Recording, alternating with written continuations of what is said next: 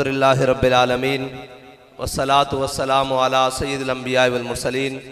اما بعد فاعوذ باللہ من الشیطان الرجیم بسم اللہ الرحمن الرحیم والنجم اذا ہوا ما ضل صاحبکم وما غوا وما ينطق عن الهوى ان هو الا وحی یوحى علمہ شدید القوى ذو مرۃ فاستوى وهو بالافق الاعلى ثم دنا فتدلى فكان قاب قوسين او ادنى صدق اللہ العظیم وصدق رسولہ النبی الکریم الامین ان اللہ وملائکتہ یصلون علی النبی یا ایہا الذین آمنوا صلوا علیہ وسلموا تسلیما الصلاة والسلام علیکہ یا سیدی یا رسول اللہ وعلا آلکہ واصحابکہ یا سیدی یا خاتم النبیین عرش کی عقل دنگ ہے چرخ میں آسمان ہے جانے مراد اب کدھر ہائے تیرا مکان ہے جانے مراد اب کدھر ہائے تیرا مکان ہے بزم ثنائے زلف میں میری عروج سے فکر کو ساری بہار حشت خل چھوٹا سا عطردان ہے عرش پہ تازہ چھیڑ چھاڑ فرش پہ طرفہ دھوم دھام کان جدھر لگائیے تیری ہی داستان ہے عرش پہ جا کے مرغ عقل تھک کے گرا غش آ گیا ابھی منزلوں پرے پہلا ہی آس ہمارے قائد نے پھر دنیا میں صدائے لبیک یا رسول اللہ لگا کر دنیا کو یہ بتایا کہ نہیں ایمان بیچنے والے اور ہیں حضور کے نام پر جان دینے والے اور ہیں اور ایوانوں میں جا کر ایمان کے سودے اور ملت کے سودے اور وطن کے سودے کرنے والے اور ہیں حضور کے نعرہ مستانے پر جان دینے والے لبیک یا رسول اللہ کے نوجوان ہیں اور یہ یاد رکھنا ہمارا موازنہ کسی طور بھی ان سے نہیں ہے وہ ہم سے پوچھیں کہ اب آپ بھی مہنگائی کے لیے نکلیں گے میں نے کہا ہم غیرت کے لیے بھی نکلیں گے ایمان کے لیے بھی نکلیں گے پاکستان کے لیے بھی نکلیں گے اور اپنی قوم کے لیے بھی نکلیں گے اس کی وجہ یہ ہے کہ بھائی جب بھی ناموس رسالت کی بات آئی سب سے پہلے کس نے آواز اٹھائی تحریک لبیک یا رسول اللہ نے ختم نبوت کی بات آئی سب سے پہلے تحریک لبیک یا رسول اللہ نے آواز اٹھائی اور جب ملک پاکستان کے اوپر بھارت جیسے اور باقیوں نے بات کی تو سب سے پہلے تحریک لبیک پاکستان نے آواز اٹھائی جب کشمیر کی بات آئی تو سب سے پہلے اور سب سے مضبوط آواز تحریک لبیک پاکستان نے اٹھائی اور جب قوم کی باری آئی تو جو نکلے تھے باہر آزادی کی جنگ لڑنے کے لیے اور پھر ایک اور آئے ہیں ہم پر مسلط ہوئے ہیں کہتے ہم اپنے کپڑے بیچ کر قوم کو جناب روٹی فراہم کریں گے اور قوم کو سہولت دیں گے وہ قوم کے بچے ہوئے جناب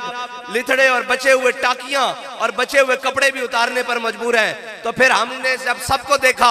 ایک وزیر اعظم کہتے تھے ایک ووٹ کو عزت دو وہ گھر چلے گئے بھتیجے کو جناب بھائی کو وزیر اعظم بنوا کر دوسرا جناب بخت کے تخت سے یک لخت اتارا ہوا شخص تم نے کبھی دیکھا ہے جیت کے ہارا ہوا شخص اور وہ جناب جو نکلا وہ شاہ صاحب نے کل فرمایا ہے کہ قائد ملت زنانیہ وہ زمان پارک سے زنان پارک تک بچانے والا شخص وہ جناب باہر نکلا کہ میں جی جاؤں گا اور آزادی کی جنگ لڑوں گا ہم نے کہا ہو سکتا ہے قوم کی بات کرے کوئی وہ بھی جیل کی طرف رخ سوئے میخانہ دارت پیر ماں اور وہ بھی جناب جیل کی طرف چل پڑے تو پھر آپ کو پتا ہے رہتے تو ہم ہی ہیں اور یہ یاد رکھنا اگر دین کی پناہ حسین ہے اور قوم کی پناہ دین ہے ہاں یہ یاد رکھنا قوم کو اگر پناہ دے سکتا ہے کوئی تو وہ حضور سید عالم صلی اللہ علیہ وسلم کا نظام دے سکتا ہے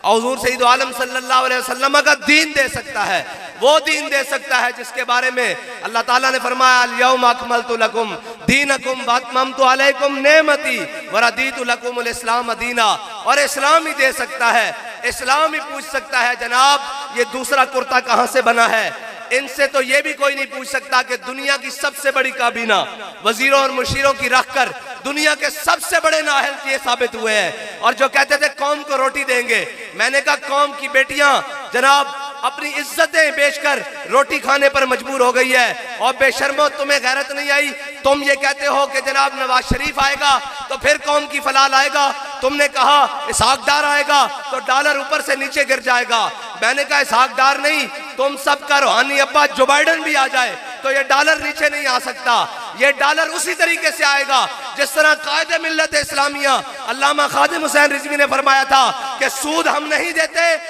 قرض اس دن دیں گے جس دن ملک خوشحال ہوگا، جاؤ بھاگ جاؤ ہم نہیں دیتے، کیونکہ جس عیاشوں کے لیے، جن بدماشوں کے لیے تم نے پیسے دیے ہیں ان کے پاس جا کے لو۔ یہ قوم 2 وقت کی روٹی اپنا خون اور پسینہ بہا کر کھاتی ہے، اس لیے سارے بھاگ جاؤ، حضور کا دین تخت پر آ رہا ہے۔ یا رسول اللہ لبیک لبیک لبیک، یا رسول اللہ لبیک لبیک لبیک، یا رسول اللہ لبیک لبیک لبیک۔ اور تفریق دیکھیں، زمین اور آسمان کی تفریق۔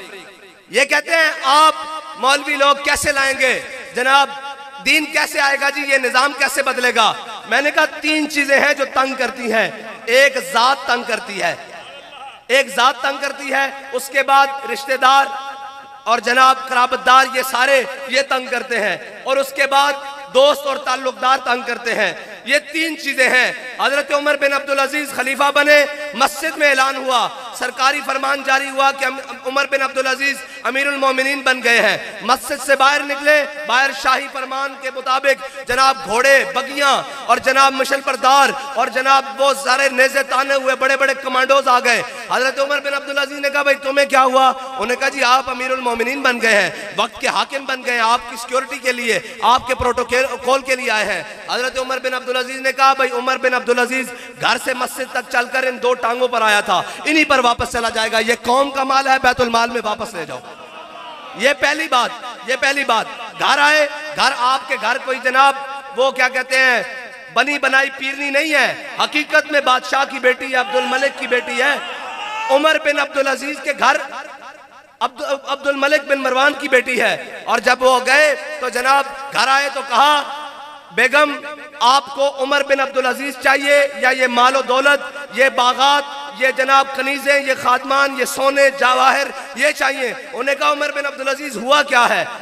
کیا ہوا ہے؟ انہوں نے کہا میں مسلمانوں کا حاکم بنا دیا گیا ہوں، آپ کے والد نے جو کچھ آپ کو جہیز میں دیا ہے یہ آپ کے والد کی ملکیت نہیں ہے، یہ قوم کا مال ہے، جناب بیت المال میں بھیج دو۔ اگر عمر چاہیے تو یہ مال چھوڑنا پڑے گا، اگر مال چاہیے تو عمر ابھی تمہیں طلاق دیتا ہے۔ انہوں نے کہا جی نہیں مجھے عمر چاہیے، مال ابھی چلا گیا۔ ادھر دیکھو دین تخت پر آیا ہے،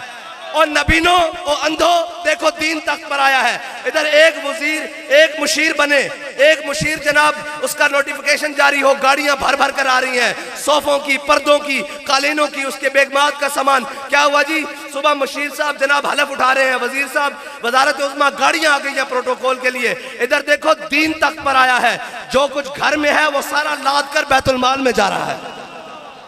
ہاں یہ تنگ کرتا ہے۔ پھر تیسری بات، حضرت عمر بن عبدالعزیز نے اعلان کروایا، کہتے ہیں مولوی کیسے لائیں گے؟ میں کہا بچو تو مولوی ہے، تینوں مولوی لبے نہیں ہیں۔ ایک منٹ جی بیٹھو، اب متانو مولوی لبے نہیں ہیں، تسی جناب گھر دی کابینہ تے گھر دے کیبنٹ تے گھر دے تیار کر دے حلوہ خور مولوی، تو سب مولوی ویکھے نہیں ہیں۔ مولوی جناب علامہ فضل حق خیر آبادی نو کہندے ہیں، مولوی امیر المجاہدین علامہ خادم حسین رضوی نو کہندے ہیں۔ تانوں تسا جناب لگے تے چڑیاں مار دے آئے ہو، تانوں اگر ٹکریا کوئی نہیں، جناب کہندے ہم ایسے کر دیں گے، ایسے کر دیں گے۔ میں کہا جڑیاں دا گلاں جناب جڑیاں دیاں گلاں گھر بیٹھ کر ڈرائنگ روم وچ نہیں ہوندیاں، جڑیاں دیاں گلاں میدان وچ ہوندیاں، پتہ لگ جاندا کتنے بھی ہیں تے 100 ہوندے۔